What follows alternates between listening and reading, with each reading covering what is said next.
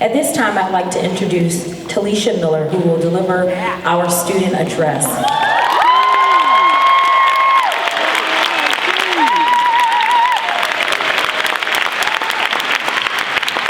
Telisha Miller has been a very engaged student and leader at SCNM. She has a very vibrant and communal spirit, and as you can see, she has a very infectious smile.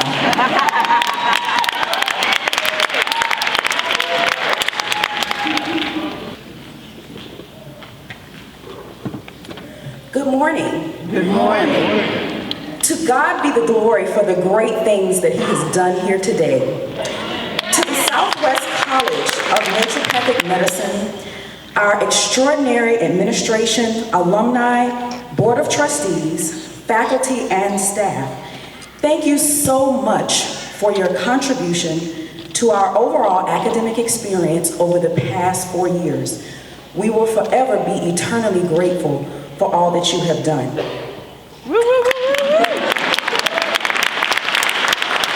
To my brilliantly talented colleagues in the class of 2015, congratulations, you are amazing. It's hard to believe that I will not be able to see you in the halls, greet you with a smile or a warm embrace, or give you a high five on the way out the door. I will value and remember and cherish those moments in the future and days to come. At this time, I would like to recognize our families for their tireless efforts, their support, love, and genuine attitude of support over this time that we have been students here at SCNM. So please congratulate your families.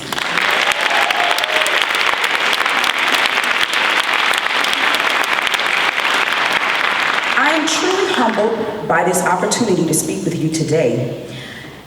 And again, would like to thank my classmates for this humbling nomination.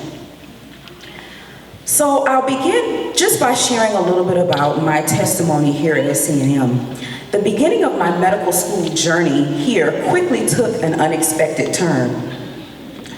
What should have been a joyful beginning of academic achievement and success suddenly became a not so positive experience for me.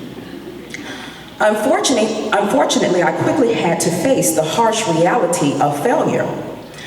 After experiencing academic challenges throughout my first year, I began to doubt whether or not I had made the right decision to leave my career in public health and pursue my dream of becoming a physician. To be completely transparent, at one point I even called my parents and informed them that I was coming home and that I wanted to stop the program. I remember my dad saying, "Okay, Telisha, we'll come and get you, but just do me one favor and make sure that you leave with the door open." And it was that favor that saved my dream.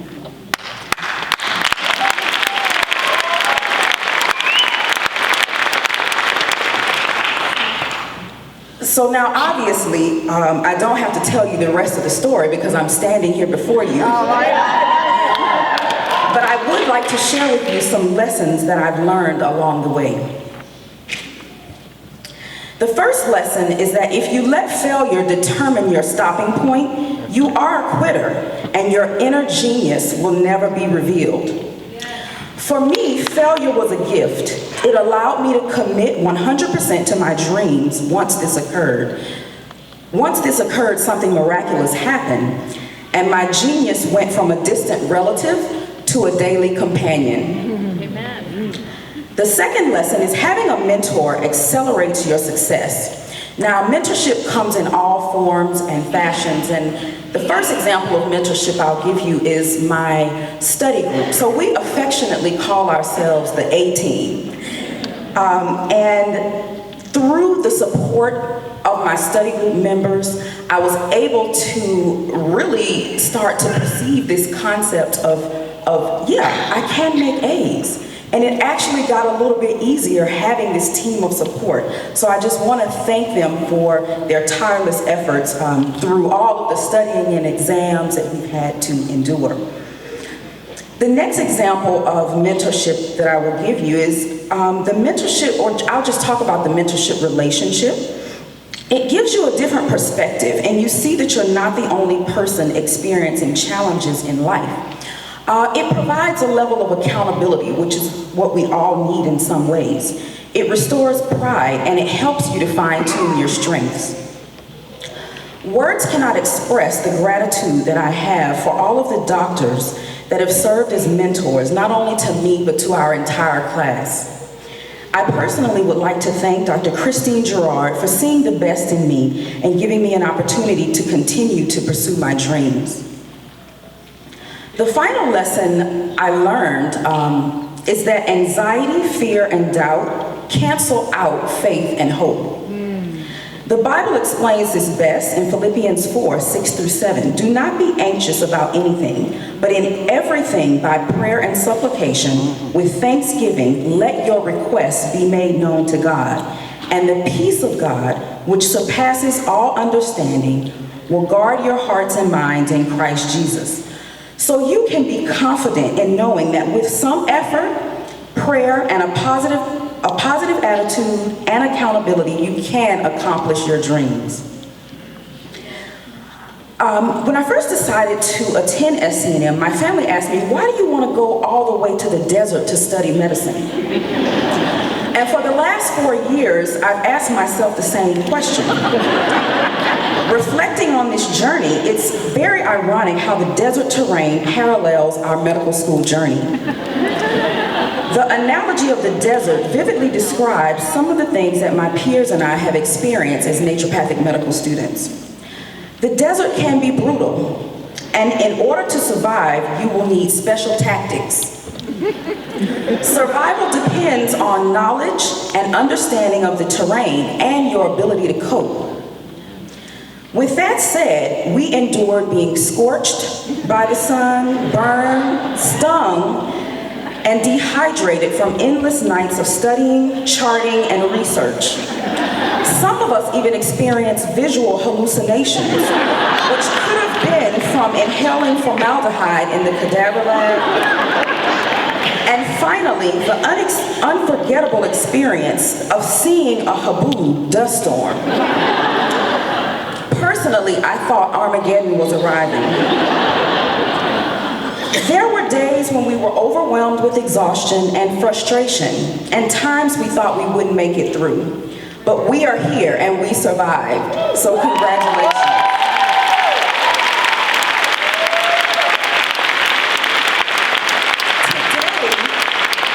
Today is really the dawning and the arrival of the oasis of what we call graduation. So what is graduation? It's a culmination of academic pursuits, having met the requirements for academic achievement. It is to produce graduates. So in studying for things, we always use acronyms to help us remember. So I thought it would be fitting to close with one final acronym. So I'm going to use the word graduates to give you an overview of our experience here at SCNM. G stands for growth. Each of you have grown significantly and you are ready to move on. We survived human biology, general medicine, boards part 1, all of the ologies and everything from botanical medicine to homeopathy. You are to be commended. R, reflect on the journey and heed its lessons for the future. We have experienced a distinctive kind of medical education that has helped to mold our thinking and establish a foundation that we can build upon. A, you have achieved another milestone and accomplished your dreams. D, dare to embrace your bright future. One of my favorite TED Talks is by Brené Brown, where she discusses her research on vulnerability. I would like to share a quote with you from her book, Daring Greatly. When we spend our lives waiting to be perfect or bulletproof before we walk into the arena, we ultimately sacrifice relationships and opportunities that may not be recoverable. We squander our precious time and we turn our backs on our gifts, those unique contributions that only we can make. I encourage you to be bold and continue to dream big.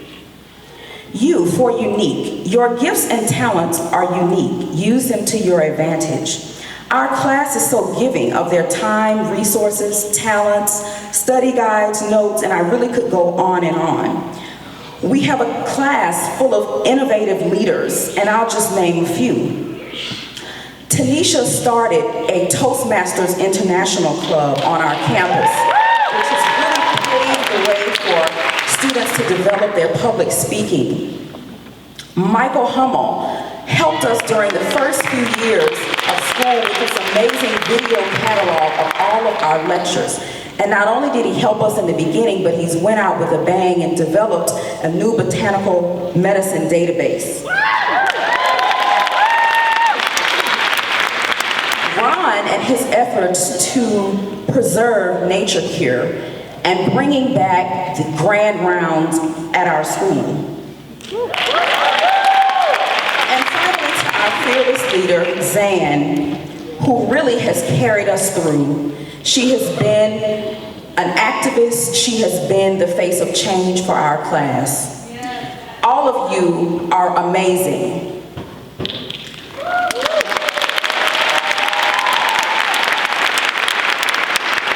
Adapt. Adapt to your new identity as a physician. This will not happen overnight, but tomorrow will be a new beginning, a fresh start. And as we move forward, we will develop our own identity as naturopathic physicians. T, trust yourself and trust the process. Yes, there are going to be challenges in postgraduate life, but be thankful for the process. Remember what you have already overcome. E for evaluate, improve, and evaluate again. This refers to yourself, your goals, happiness, and fulfillment.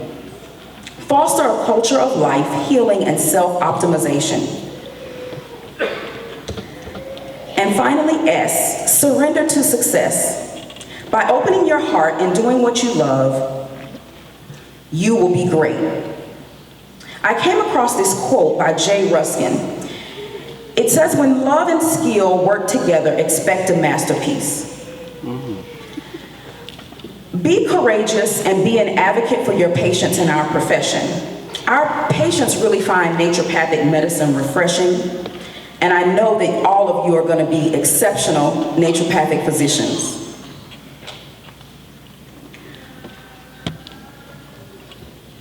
I wanted to highlight some of the collective accomplishments of our class. Some of the accomplishments as of last Thursday include a pre-graduation employment rate of 74%. To date, we have had over 50,000 patient contacts.